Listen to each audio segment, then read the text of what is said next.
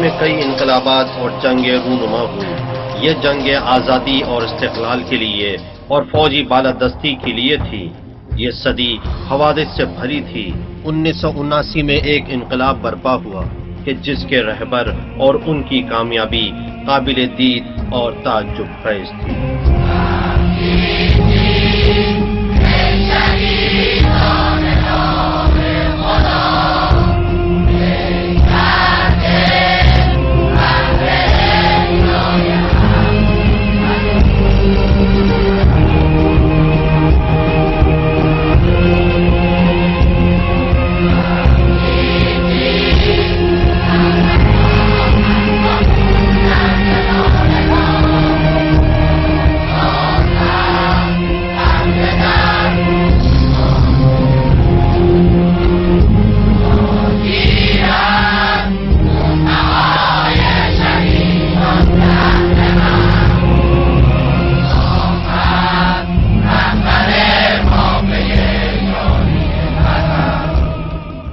ایران کا انقلاب ایک حکومت کا حکومت کے خلاف تصادم تھا، نہ ہی دو فوج کا ٹکراؤ، بلکہ بے دینوں کے مقابلے میں دیداروں کی عظیم تحریک تھی، جسے علماء دین کے شانہ بشانہ مرجع عالی قدر روح اللہ خمینی کی رہبریت حاصل تھی، جنہوں نے اس انقلاب کو مذہبی رنگ بخشا اور اسے 20ویں صدی کے واحد مذہبی کامیاب انقلاب کا درجہ حاصل کیا۔ اس دور میں اس تاریخ سے پہلے دنیا کا کوئی بھی سیاستداں علماء دین کو لوگوں کے سیاسی رہنما کی شکل میں نہیں دیکھا تھا، خاص کر اس صورت میں جسے امام خمینی نے دنیا کے سامنے پیش کیا۔ امام خمینی کی رہبریت کے دوران ایک اہم سوال ذہنوں کو برماتا رہا کہ اس نئی حکومت کی کیفیت اور صورت کیا ہوگی۔ ما در جمهوری اسلامی داریم زندگی میکنیم، جمهوری اسلامی که در اسلام مثل رسول اکرم، مثل امیرالمؤمنین سلام الله علیهما برش حکومت کردن. میخوام یه همچه حکومتی باشه.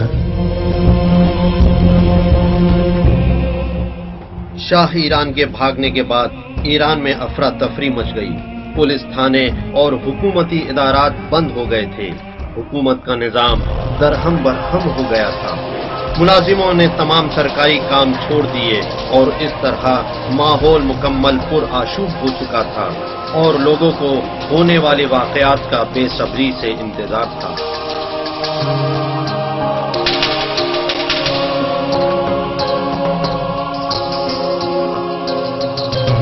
امام خمینی نے قم کی مقدس سرزمین کو اپنی قیام گاہ بنایا اور پہلی بار مذہب پر استوار کوہ مجریہ اور کوہ قضائیہ کی بنیاد ڈالی۔ انہوں نے آیت اللہ طالقانی کی سرپرستی میں ایک انقلابی کمیٹی بنانے کا حکم دیا، جس میں شیخ مرتضی مطہری، ڈاکٹر محمد حسین بہشتی، اکبر ہاشمی رفسنجانی، مہدی عراقی، محمد مفتح، ابو الحسن بنی صدر، صادق قطب زادہ اور دوسرے معمم اور غیر معمم دونوں افراد تھے۔ فروری 1979 میں امام خمینی نے وقتی طور پر ایک عبوری کمیٹی بنانے کا حکم دیا، جس کی ذمہ داری تھی انقلابی کمیٹی سے منظور ہونے والے قوانین کا نافذ کرنا۔ اس وقت کابینہ بنانے کے لیے افراد کا انتخاب ہونے لگا، شرط یہ تھی کہ ان میں سے کوئی بھی عالم دین نہ ہو۔ ظاہر سی بات ہے، اس سے پہلے ہمارے پاس کوئی مناسب کابینہ نہیں تھی جس کے پاس تجربہ، مناسب افرادی قوت ہو، جنہیں پیش آنے والی تمام مشکلات کا صحیح اندازہ ہو۔ یہ سب دشواریاں تھی ایک مناسب کابینہ کے سلسلے میں۔ آپ یوں سمجھ لیں، البتہ مثال تو صحیح نہیں ہے، بس سمجھانے کے لیے، کہ قریب افغانستان جیسا حال۔ اس وقت تحریک آزادی، جسے آیت اللہ طالقانی کی حمایت بھی حاصل تھی، ابھر کے سامنے آئی خاص کر اس لیے بھی کہ اس تحریک کی سربراہی مہندس مہدی بازرگان کر رہے تھے کہ جو شاہ کے خلاف تحریک آزادی کے اہم رکن کی حیثیت سے مشہور تھے، جو برسوں شہید مطہری بہشتی اور منتظری کے ساتھ شاہ کے قید خانوں میں رہے۔ اس طرح سے وہ انقلاب کے بعد عبوری حکومت کے موقتی صدر کے طور پر منتخب ہو گئے۔ بازرگان صاحب مسلمان تو تھے ہی، دین کے پابند بھی تھے، اہل عبادت تھے، واقعاً اہل عرفان تھے، لیکن وہ دینی حکومت کو نہیں مانتے تھے۔ امام خمینی نے ان کو وقتی طور پر منتخب کیا تھا اور ان کی ایک ذمہ داری یہ تھی کہ وہ ایران کے بنیادی قوانین تیار کریں، جسے ہم نے اپنے بنیادی قوانین میں دیکھا اور تیار کرنے کے بعد اس کا ریفرنڈم پیش کرے۔ در حقیقت وہ احکام کو نافذ کرتے تھے، فیصلے تو انقلابی کمیٹی کرتی تھی۔ ہم میں سے کچھ افراد انقلابی کمیٹی میں تھے اور ملک کے اہم فیصلے ہم لیتے تھے، اور بازرگان ان فیصلوں کو جو انقلابی کمیٹی لیتی تھی اسے نافذ کرتے۔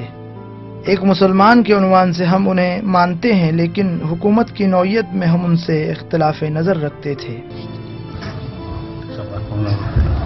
وزرا جدیدم هستن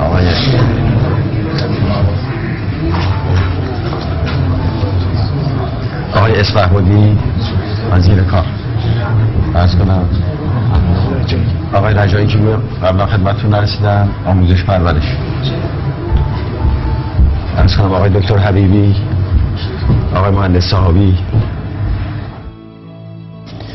اعتماد شما به دولت و پذیرش و محبت اکثریت ملت پیمانها و سرمایه‌های ما برای خدمتگزاری و فداکاری گردید و چیزی از اونچه بر توان و امکان داشتیم فروگذار نکردیم. با امام و ملت خودمان در پیشگاه وجدان و خدا صادقانه بیعت کردیم و مادام که اعتماد و عنایت امام و مردم و کمک خالصانه ایشان با دولت در اجرای وظایف محوله و احراز قدرت لازمه توأم با طرد دخالت‌ها و نابسامانی‌ها ادامه داشته باشد، امیدواریم همون پیمان الهی و وعده پیروزی و من یتق الله یجعل له مخرجا و من یتق الله یجعل له مخرجا و یرزقه من حیث لا یحتسب و من یتوکل علی الله فهو حسبه ان الله بالغ امره قد جعل الله لكل شیء قدرا.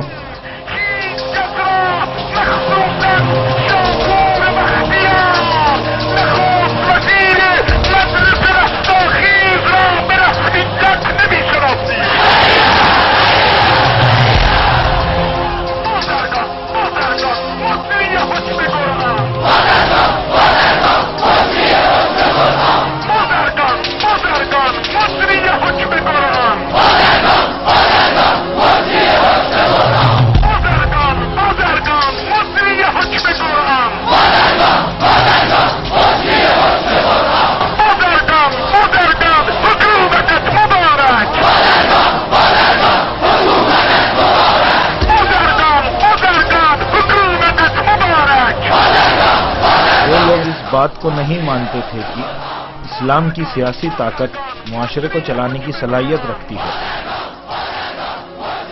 ان کے ساتھ بہت سے لوگوں کا یہ نظریہ تھا کہ دین بہت اچھا ہے لیکن صرف فردی اعتبار سے۔ دین سیاسی، معاشرتی اور حکومتی اعتبار سے اتنی صلاحیت نہیں رکھتا ہے کہ حکومت کے تقاضوں کو پورا کر سکے۔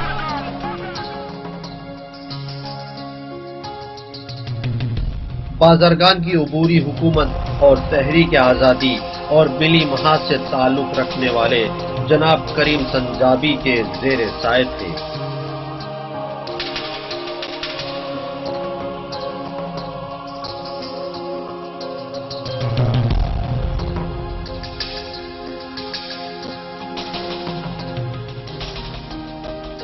ہمارا یہی خیال تھا کہ وہ انقلاب کے نام پر انقلاب کے اہداف کے سلسلے میں کام کریں گے، لیکن عمل میں ایسا نہیں ہوا۔ ان کی آپس میں کچھ پریشانیاں تھیں، انقلابی کمیٹی کے ساتھ مسائل تھے، انقلاب کو آگے چلانے میں کچھ اختلافات تھے۔ انقلابی فکر و ثقافت اور انقلاب کے اعلیٰ اقدار سے بھی ان کا نظریاتی ٹکراؤ تھا۔ انقلاب ایک سمت چل رہا تھا، اور عبوری حکومت کسی دوسری طرف جا رہی تھی، یعنی فکریں الگ الگ تھی۔ نتیجے میں انہیں اپنے عناصر کو بدلنا پڑا اور کافی تبدیلیاں لانی پڑی۔ استاندارایی که و من از ملت ایران میخوام که کمک کنن به این نهضت، کمک کنن به این دولت. امروز دولتی است که خدمتگزار مردم است، مثل دولت‌های سابق نیست که میخواست تحمیل به مردم بشد، میخواست که ذخایر مردم را به باد بده. این دولتی است که میخواد حفظ کند ذخایر ملت ما را، میخواد حیثیت ملت را حفظ کند و میخواد که خدمت کند به ملت.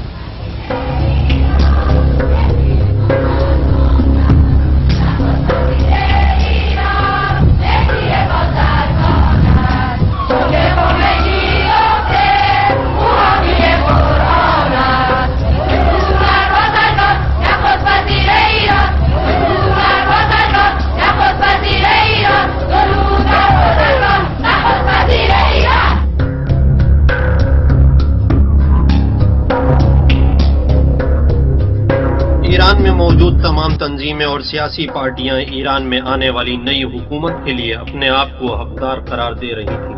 سیاسی ہوائیں لوگوں کو مختلف جہتوں میں کھینچے لے جا رہی تھیں۔ کہیں مارکسزم کی ہوائیں چل رہی تھیں تو کہیں مصر اور کیوبا کے زیر اثر قوم پرستی کے نعرے بلند تھے۔ نوبت یہاں تک کہ آ گئی تھی کہ لیبیا کے صدر جمہوریہ کی کتابیں بھی تہران کی سڑکوں پر بکنے لگیں اور ان مختلف ہواؤں کے تصادم سے اختلافات کا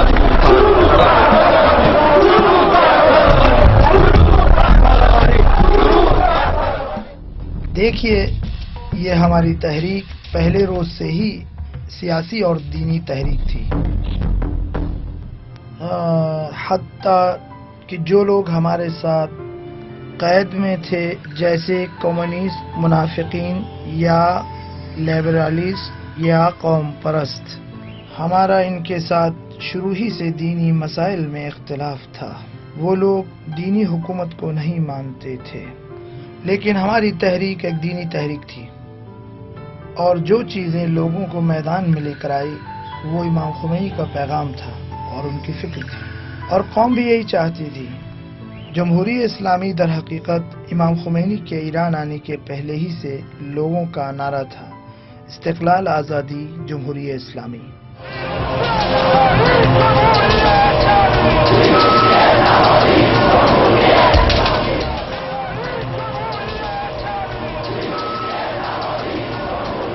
عوامی تنظیم تحریک آزادی، مجاہدین خلق، فدائیان خلق اور گروہ پیکار اور فرقان جیسے اور بھی دوسرے چھوٹے بڑے گروہ سب کے سب الگ الگ جہتوں میں سیاسی سرگرمیوں میں لگ گئے۔ حالانکہ ان سب کا آپس میں اتفاق نہیں تھا، لیکن اسلامی تحریک کی مخالفت میں سب متحد ہو گئے تھے۔ اس طرح انقلابی عوام نئی حکومت کے نام اور کیفیت کے سلسلے میں اختلاف کا شکار ہو گئی، اس لیے کہ ان میں نہ کوئی ایک مستقل گروہ تھا اور نہ ہی کوئی منظم اور اصولی تنظیم، بلکہ صرف ایک دینی مذہبی جذبہ تھا جو عوام حکم فرماتا تھا۔ حکومت جمہوریہ اسلامی کا پہلے سے کوئی تجربہ نہیں تھا، بالکل نئی چیز تھی، لیکن ہم بھی لوگوں کے ہی سہارے تھے، کیونکہ ہمارے پاس لوگوں کے علاوہ کچھ اور تھا بھی نہیں، نہ ہی بیرونی حمایتی تھے اور نہ کوئی حزب تھی، کچھ بھی نہیں تھا سوائے عوام کے۔ عوام کے خواہش کے مطابق تھی۔ لوگ کس لیے میدان میں آئے تھے؟ لوگ دین کے نام پر آئے تھے، البتہ اپنے ملک کے لیے اور دین اور دینی مقاصد کے لیے، لہذا طبیعی تھا کہ جمہوریہ اسلامی بنے۔ مختلف پارٹیاں اور تنظیمیں تہران کی در و دیوار پر طرح طرح کے پوسٹر چپکا کر اور لوگوں میں قسم قسم کے پیمپلیٹ بٹوا کر نئی حکومت کے مختلف نام اور حکومت کی اپنی اپنی بنیادوں کو عوام میں نشر کرنے لگے۔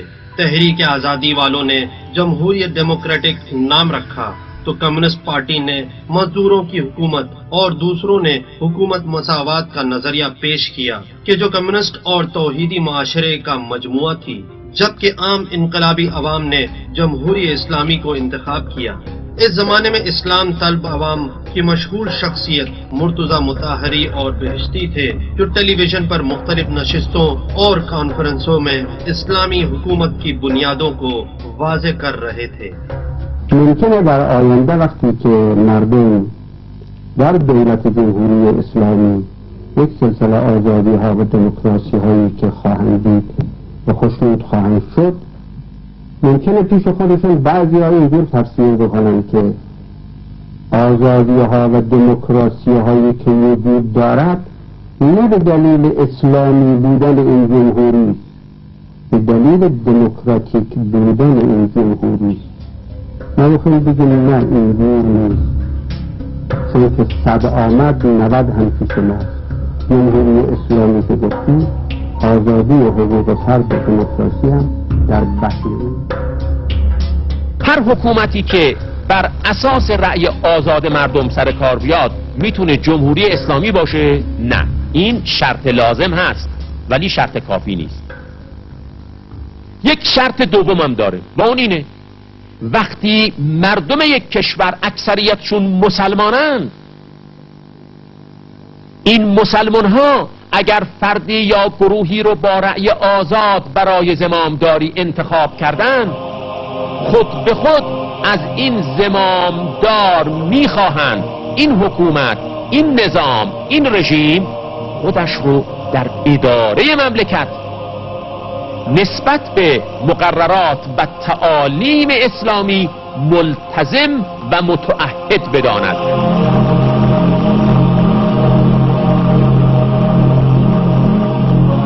امام خمینی نے انقلاب کی ماہیت کا نام رکھنے کی ذمہ داری عوامی ریفرنڈم پر چھوڑ دی۔ بازرگان نے مشورہ دیا کہ اس جمہوری انقلاب کو اسلامی ڈیموکریسی کا نام دیا جائے۔ امام خمینی نے ان کے مشورے کو قبول نہیں کیا اور تاکید کی کہ ریفرنڈم جمہوری اسلامی کے نام پر ہی ہوگا، نہ ایک حرف کم نہ زیادہ۔ امروز مردم توجه پیدا کردن به اینکه نباید یک اقلیتی برای یک اکثریت قاطع حکومت کنند. این مطلب پیدا شده در ذهن مردم. در بلاد اسلامی مثلا طرح هست الان که ما جمهوری اسلامی داشته باشیم، ما نباید یه جمهوری دموکراتیک داشته باشیم به اصطلاح اینها، یه مسئله غربی داشته باشیم اسمش رو عوض کنیم، شاهنشاهی رو برداریم یه شاهنشاهی دیگری جاش بگذاریم به طور مسائل غربی.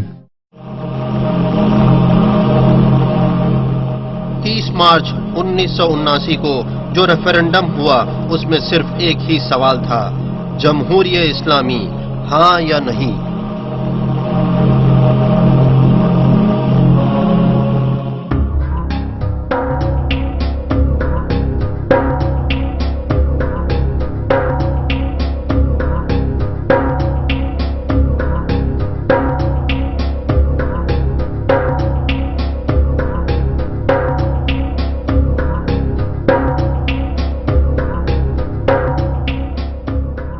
اس بنا پر جمہوری اسلام امام خمینی کی بھی مرضی تھی، ان کی دینی مصلحت اندیشی کی بنا پر اور اس فرض کی بنا پر کہ جو خدا بند عالم نے فقیہوں کے لیے معین کیا ہے، یہ ان کی بھی مرضی تھی اور لوگوں کی اکثریت بھی یہی چاہتی تھی۔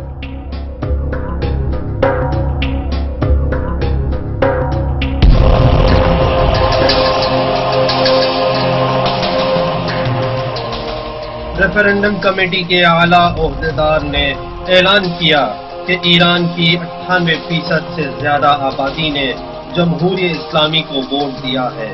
اس طرح 1 اپریل 1979 میں قانونی طور پر جمہوری اسلامی کا اعلان ہو گیا۔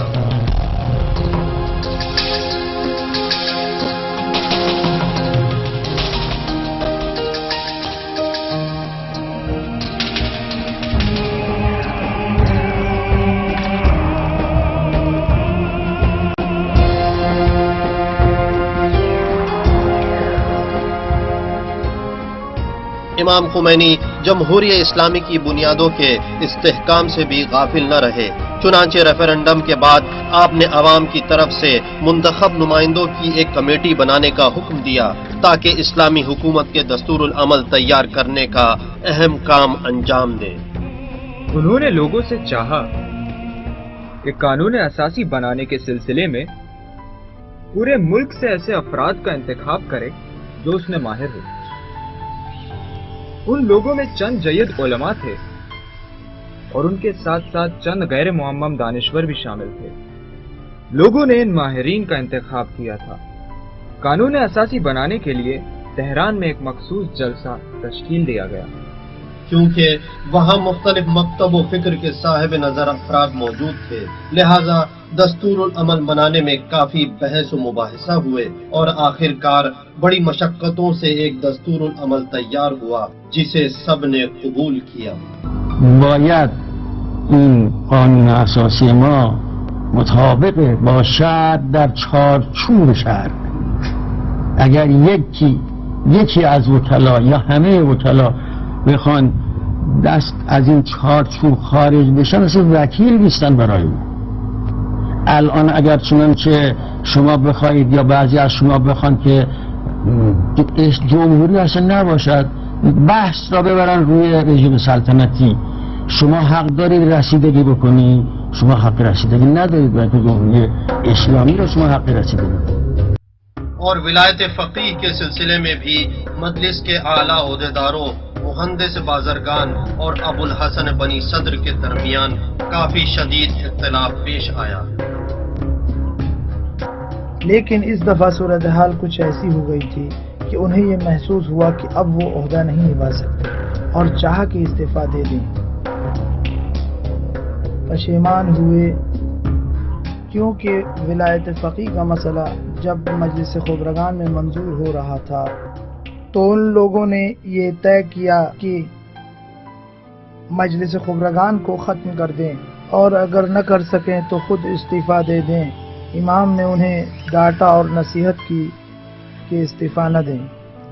بنی صدر نے سب سے پہلے آواز اٹھائی اور یہیں سے اس کی شخصیت کا اندازہ لگنے لگا۔ کھلے الفاظ میں یہ بیان جاری کیا، یہ تو ایک ملا تانا شاہی ہے، آپ لوگ چاہتے ہیں کہ اس تانا شاہی کو دستور العمل میں شامل کریں۔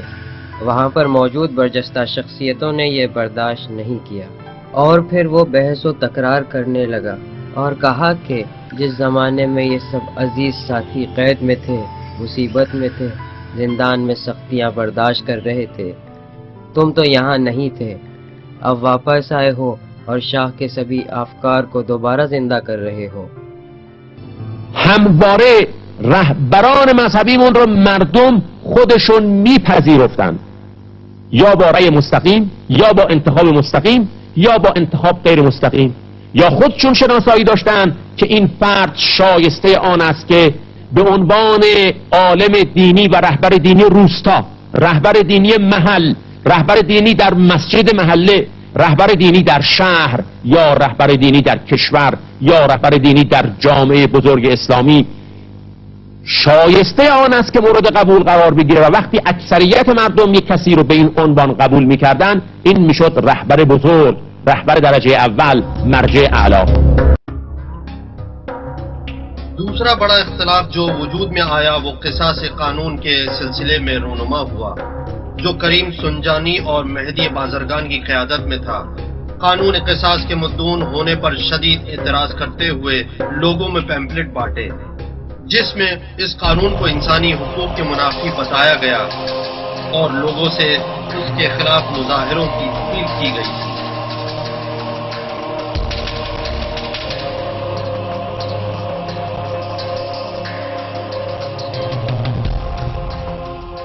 یا در مقابل این اعلامیه جبهه ملی که مخالف نص قرآن مجید است و شما بعضیتون از مفسرین قرآن مجید هستید، در مقابل این دعوتی که مردم را دعوت کرده است به راه پیمایی در مقابل قانون الهی تکلیف دیگر ندارید. شما آیان تمام تکلیف ها را به جا بردند و عمل کردند، فقط یه تکلیف مونده و اون جمهوری اسلامی را به هم زدند.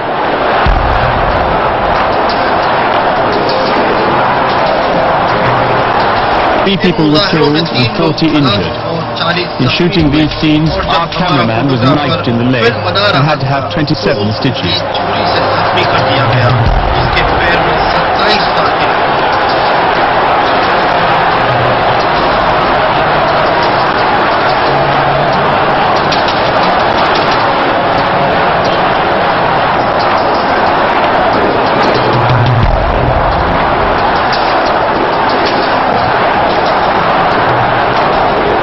من باید متاسف باشم. من باید بسیار متاسف باشم از اینکه غیب نمیدانستم در جمته اینها چی است.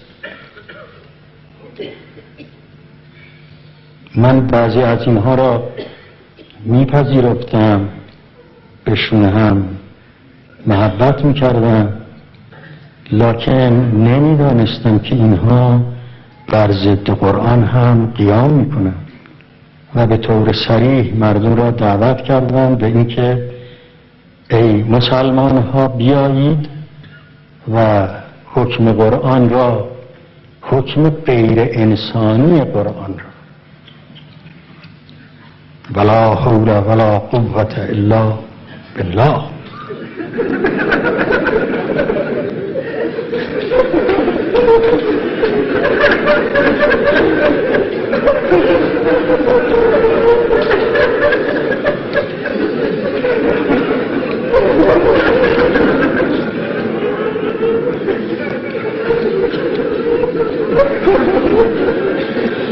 در یک کشور اسلامی اینطور سب بر قرآن و سب بر اسلام به مرآ و منظر مسلمین بشد.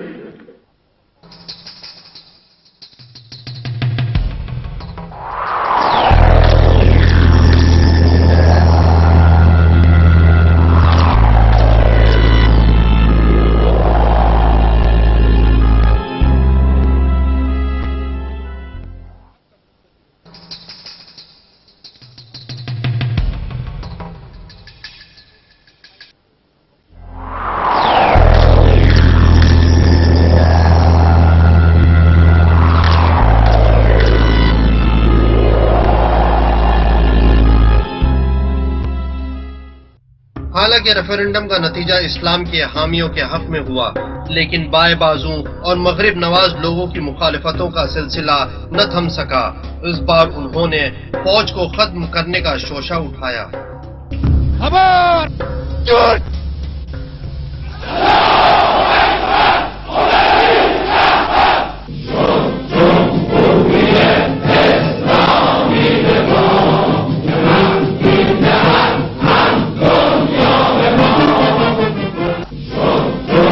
ایران پبلک پارٹی اور مغرب نواز افراد فوج کو ختم کر دینا چاہتے تھے اور یہ بہانہ بنا کر کہ فوج ابھی تک شاہ کے افراد سے خالی نہیں ہوئی ہے، یہ لوگ اپنے افراد کو فوجی چھاونیوں میں بھیجتے اور ان کے ہتھیاروں کو لوٹ لیا کرتے تھے۔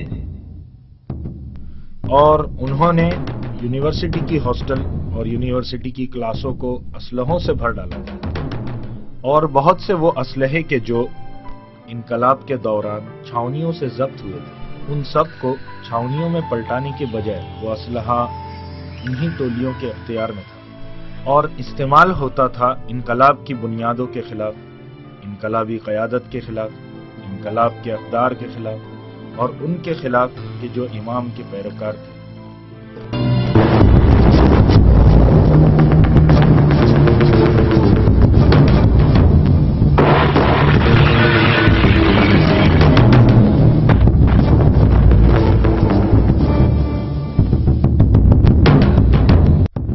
اپریل سن 1979 میں فرقان نام کے ایک ٹولے نے بہت بڑے پیمانے پر شرمناک دہشت گردی آپریشن کا آغاز کیا، جس میں انہوں نے امام خمینی کے خاص اور قریبی لوگوں کو نشانہ بنایا اور قتل کر ڈالا۔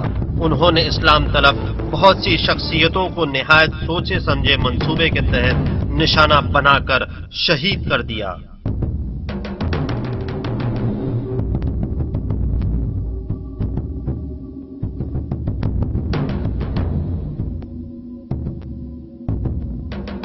جیسا کہ یہ لوگ انقلابی تحریک میں ہمارے ساتھ تھے، ہماری ہر چیز سے واقف تھے، انقلاب کی اہم شخصیتوں کو پہچانتے تھے، اس کے علاوہ اس وقت کسی کے پاس محافظ وغیرہ بھی نہیں تھے اور لوگوں کے درمیان عام طریقے سے ہی رہتے تھے، گاڑی بھی خود چلایا کرتے تھے، خود ہی بازار جا کر اپنا سامان خریدتے اور جلسوں میں بغیر محافظ کے ہی شرکت کرتے تھے۔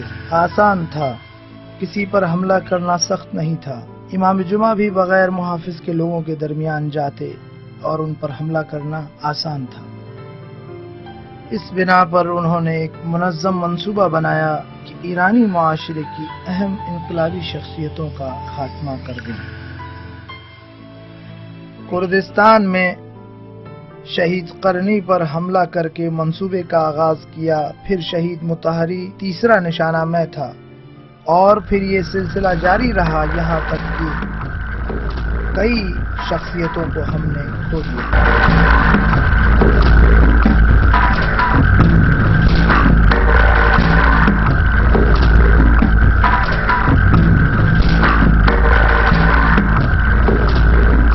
منافقین آقا ہاشمی رفسنجانی کو نشانہ بناتے ہوئے ان کے گھر میں داخل ہو گئے۔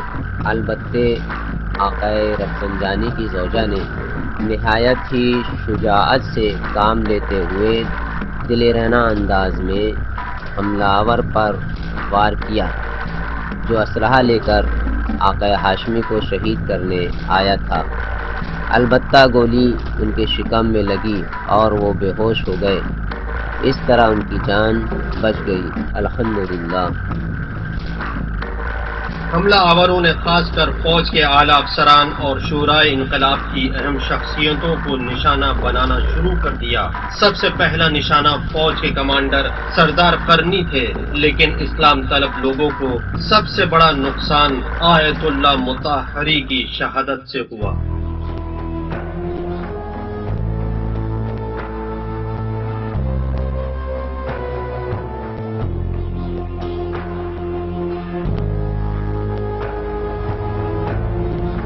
ان لوگوں کی موت نے امام پر، امام کے ارادے پر، امام کے فیصلے پر ذرا سا بھی اثر نہیں کرا۔ امام کو افسوس ہوا، آقا مطہری کی جس وقت موت ہوئی، شہید ہوئے، گریہ کیا، کہا میری زندگی کی کمائی تھی۔ با ترور شخصیت‌های بزرگ ما، شخص‌های بزرگ ما اسلام ما تایید می شود، نهضت ما زنده شد، در تمام اقصای ایران باز زندگی از سر گرفت، اگر یک سستی ضعفی پیدا کرده بود زنده شد و اگر مرده بود این مرد بزرگ در بستر خودش این تایید نمی شد، این موج بر نمی خواست۔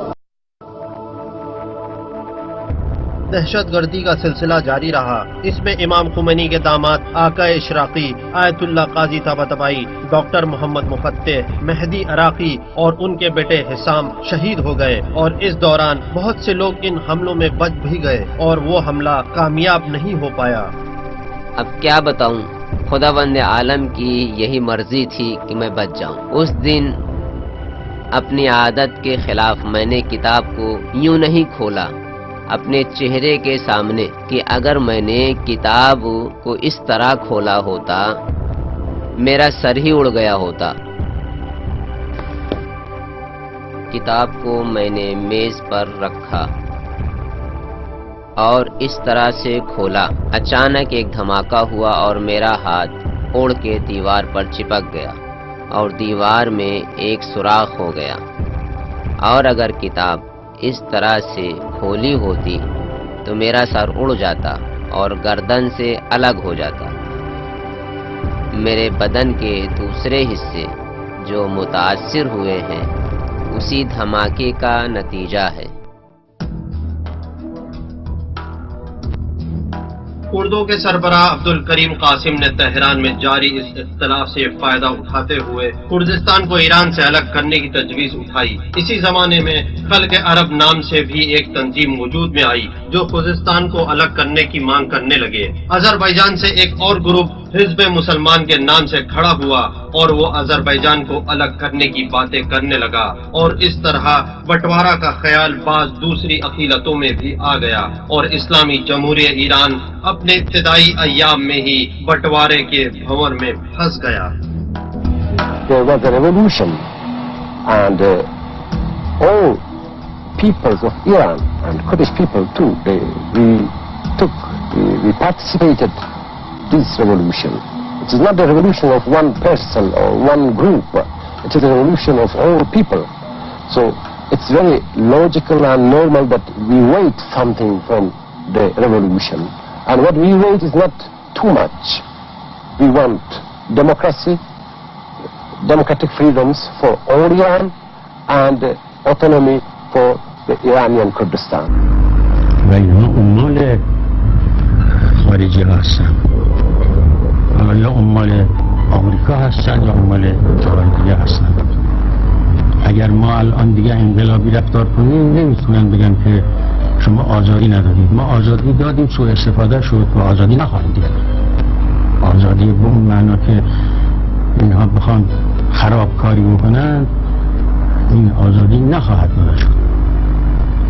حزب دموکرات کردستان یک جمعیت خرابکار هستند، جمعیت فاسد هستند، جمعیت مفسد هستند. اینها را ما نمیتونیم بگذاریم که همینطور هر کاری دلشان بکنن. امام خمینی نے عوام میں سے ایک مسلح تجربہ کار فوج بنانے کا حکم جاری کیا تاکہ درپیش مشکلات کا مقابلہ کر سکے۔ یہ اس وقت کی بات ہے کہ جب ایرانی فوج مکمل طور پر انقلاب کی حامی نہیں ہوئی تھی اور اس میں ابھی تک شاہ کے عناصر موجود تھے۔ بہت جلد ہی رضاکاروں کی ایک فوج جس کا نام سپاہ پاسداران ہوا تیار ہو گئی، جس کا پہلا آپریشن کردستان کے فتنے کو ختم کرنا تھا کہ جو 1979 کی گرمی کے ایام میں اس معرکے سے سر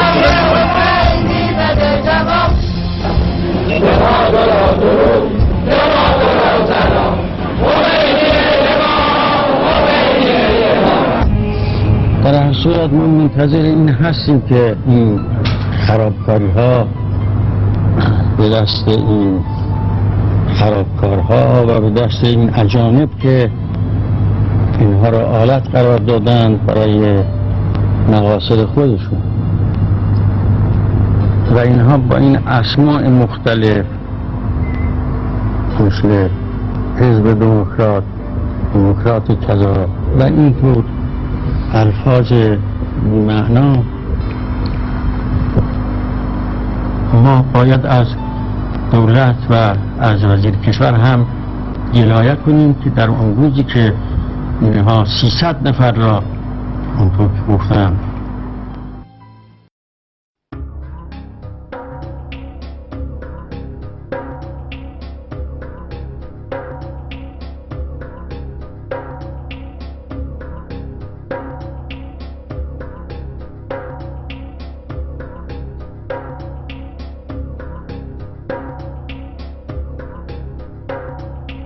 بازرگان وغیرہ کے سلسلے میں یہ کہا جا سکتا ہے کہ ان کو منتخب کرنے میں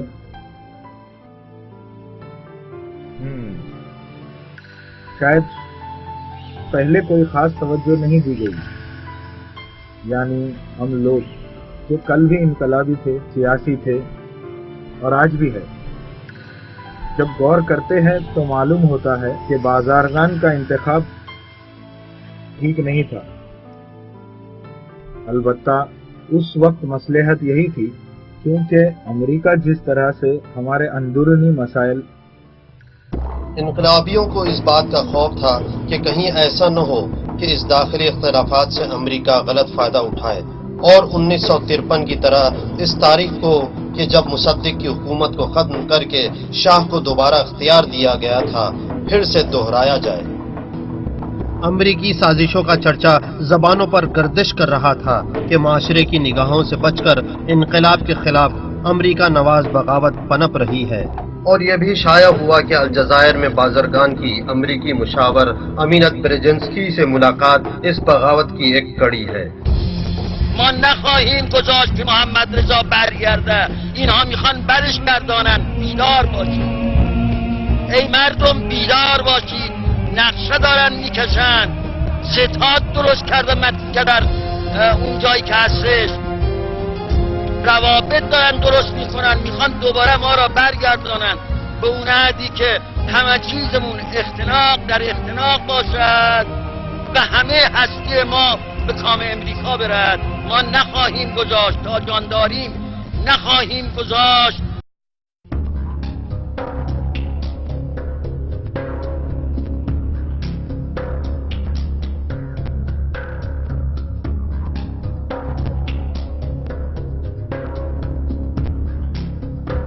چار نومبر 1979 کو تہران کی یونیورسٹی کے طالب علموں کی ایک بڑی تعداد امریکہ کے سفارت خانے کے اندر آئی اور ساری چیزوں پر قبضہ کر لیا اور وہاں موجود سارے افراد کو امریکی جاسوس کے طور پر یرغمال بنا لیا۔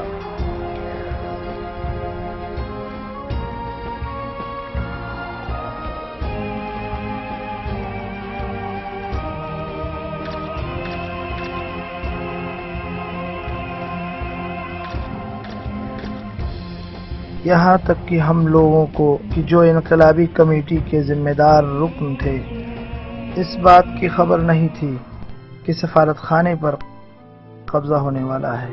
میں اور آیت اللہ خامنائی حج کرنے کے لیے مکہ گئے ہوئے تھے۔ رات میں مکان کی چھت پر لیٹے ہوئے تھے کہ ریڈیو کے ذریعے معلوم ہوا کہ یونیورسٹی کے طالب علموں نے امریکی سفارت خانے کو قبضے میں لے لیا ہے۔ With the release of the Americans through the International Court of Justice, through the United Nations, and through public and private diplomatic efforts, we are determined to achieve this goal. We hope to do so without bloodshed and without any further danger. The United States government must find some peaceful solution for this problem. They return sharply on. All is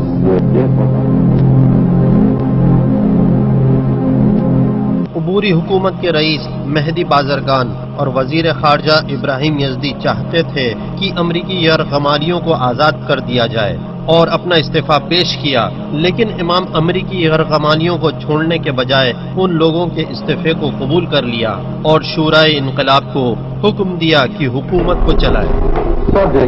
That literally never leaves my mind is the 53 innocent Americans that have been held so long by the kidnappers and international terrorists in Iran, supported by and condoned by the Iranian government.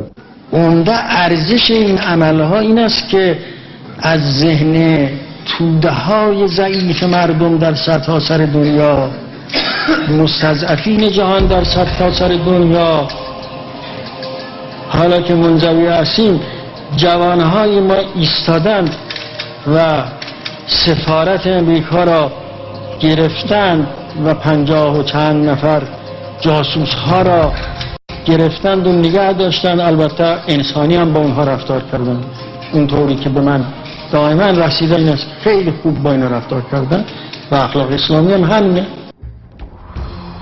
Iran کے مسلم طالب علموں کے ذریعے امریکیوں کو یرغمال منانے والا منظر امریکی سماج کے لیے بڑا ہی پرہول منظر تھا۔ ساتھ ساتھ عالمی میڈیا سے ساری دنیا میں نشر ہونے والے ان یرغمالیوں کے مسلسل انٹرویوز جیمی کارٹر کے حکومت کی سیاسی حیثیت کو کافی دھچکا پہنچا رہے تھے۔ The people of Iran are asking that the ex-Shah of Iran be returned to Iran for judgment. In exchange for this, the American hostages will be released. He is accused of murder and brutal torture of human beings, of having prisons and secret police that rival Hitler's Germany. These Muslim students should not be considered as being terrorists or barbarians.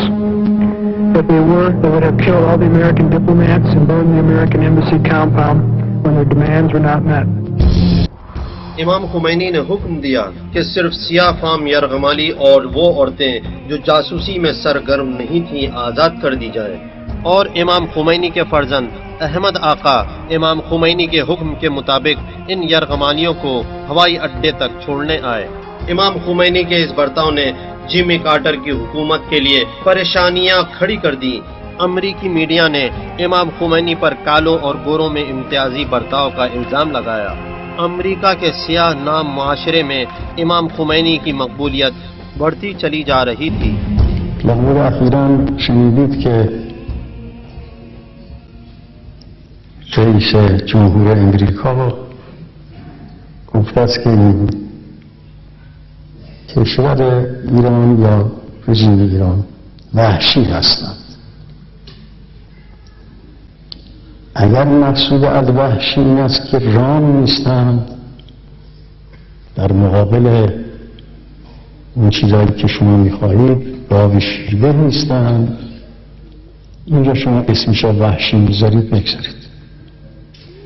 شما اگر چنانچه رفراندوم کنید بین ملت‌های دنیا که امروز وحشی ترین رژیم ها کی است، من گمانم این است که بین ملت ها اگر اتفاق آرا نباشد اکثریت قاطع هست که امریکا. امریکہ میں انتخابات نزدیک تھے اور کارٹر کی پوزیشن اپنے حریف ریگن کے سامنے متزلزل ہو رہی تھی۔ امریکہ کی برسر اقتدار حکومت نے اپنی پوزیشن بچانے کے لیے سازش رچی کہ شاید عسکری حملے کر کے یرغمالیوں کو چھڑا سکیں۔ Consulates in the United States are to be closed immediately. All Iranian diplomatic and consular officials have been declared persona non grata and must leave this country by midnight tomorrow. Second, the Secretary of the Treasury will put into effect official sanctions prohibiting exports from the United States to Iran in accordance with the sanctions approved by 10 members of the United Nations Security Council on January 13th. کافی تعداد میں دنیا کے مختلف ملکوں کے نمائندے مشکل کو حل کرنے کے لیے ایران آئے۔ یونو کے سیکرٹری کورک وائٹ نے کافی کوشش کی کہ امریکی یرغمالی آزاد ہو جائیں، لیکن امام خمینی نے ساری پیشکش کو ٹھکرا دیا اور ان سارے نمائندوں میں سے صرف پوپ کیتھولک کے نمائندے سے ہی ملاقات کی۔ Éminence, je suis un peu ému d'être ici pour la deuxième fois, une fois à Téhéran dans votre logement occasionnel, maintenant ici dans votre maison. من اگر در این موقع حساس مقامات دیگر تقاضای ملاقات کرده بودند برای این موضوع نمیپذیرفتم، لکن مقام روحانیت ملت مسیح و پاپ اعظم احترامی دارند که ما پذیرفتیم. فرضاً که آقای کارتر بتواند نظامی بیارد اینجا با اینکه نمیتوند همچی کاری بکند، دخالت نظامی بکند نمیتوند بکند.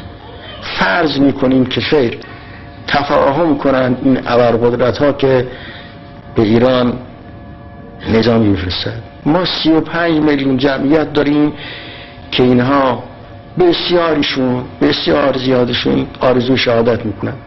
ما با این 35 میلیون به میدان میریم، بعد که ما هممون شهید شدیم خودتون با ایران هر کاری میخوایم بکنیم. از این ما نمیترسیم، ما مرد جنگی، ما مرد مبارزه هستیم.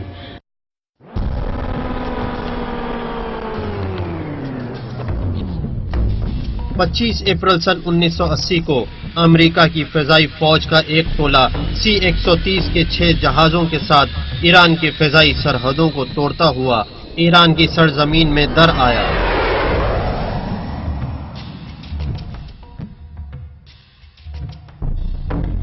ایرانی راڈر ان جہازوں کو نہیں پکڑ سکے، یہاں تک وہ صحرائے طبس تک پہنچ گئے اور طبس میں پرانے ہوائی اڈے پر اترنے کا ارادہ رکھتے تھے، لیکن کچھ ایسا ہوا کہ جس کی انہیں کوئی امید بھی نہیں تھی۔ ماہرین موسمیات نے اس دن یعنی 25 اپریل کو فضا کے صاف رہنے کی خبر دی، لیکن جو حادثہ ہوا اس سے امریکہ حیران رہ گیا۔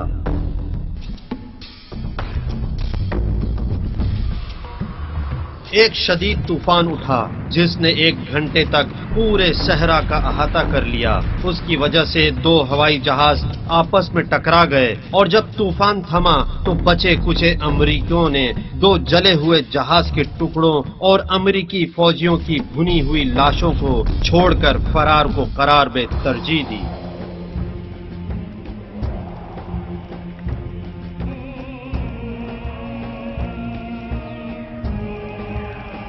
کارٹر کی دوبارہ صدر بننے کی آرزو اس ہوائی جہاز آپریشن کی ناکامی کے ساتھ برباد ہو گئی، اور اس کے بعد سے یرغمالیوں کو آزاد کرانے کے لیے سیاسی راہ حل تلاش کرنے پر مجبور ہو گیا۔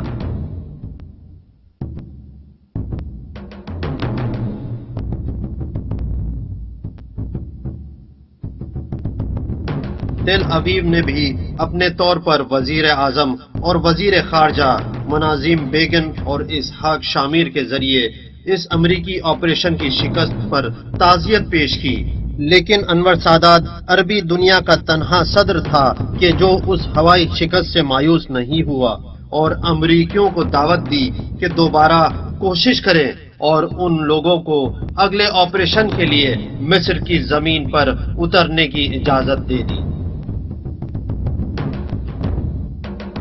اینکه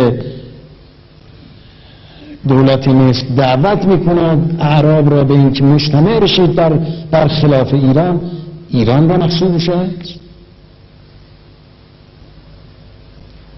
ایران خطر است، ایران برای اونا خطر است یا اسلام؟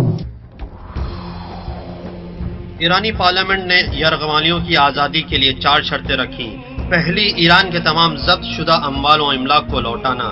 دوسری، امریکہ کی طرف سے ایران پر لگائے گئے الزامات کی تردید۔ تیسری، شاہ کے تمام اموال کی واپسی۔ اور چوتھے، ایران کی اندرونی معاملات میں امریکہ کی مداخلت نہ کرنے کی یقین دہائی۔ واشنگٹن میں الجزائر کے سفیر ایران کے منافع کے محافظ کی حیثیت سے ایرانی شرط کو امریکہ تک پہنچانے کے لیے طے کیے گئے، اور انہوں نے اعلان کیا کہ امریکہ نے ایران کی شرطوں کو مان لیا ہے۔ لیکن امام خمینی نے الیکشن ختم ہونے تک یرغمالیوں کی رہائی کی اجازت نہیں دی، تاکہ کارٹر حکومت الیکشن میں اس کامیابی سے کوئی فائدہ نہ اٹھا سکے، اور ایسا ہی ہوا۔ کارٹر اپنے حریف رونالڈ ریگن کے مقابلے میں ہار گیا، اور آخر کار 444 دن کے بعد امریکی یرغمالیوں کی فائل ان کی رہائی کے ساتھ بند ہو گئی۔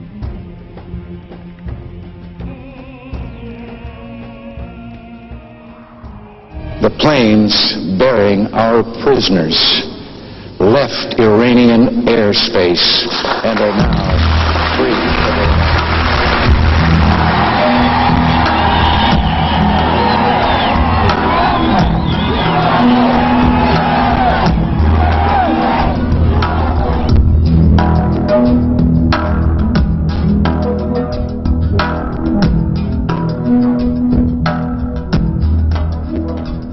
یرغمالیوں کی آزادی کے 7 دن کے بعد 25 جنوری 1981 کو محمد رضا شاہ پہلوی کے مرنے کی خبر قاہرہ سے عام ہوئی، اور اس کے لیے حکومتی پیمانے پر رسمی طور پر تشییع جنازہ کی گئی، اور انور سادات خود اس میں موجود تھا۔ مقامات امریکایی هم همین مطلب رو میگن که من اسلام رو درست نمیدونم. قبلا بگیم همین حرف رو میزن، حالا داخل و خارج همین حرف رو میزنن. من نمیدونم که اینها میخوان عروة الوثقی رو حاشیه کنن.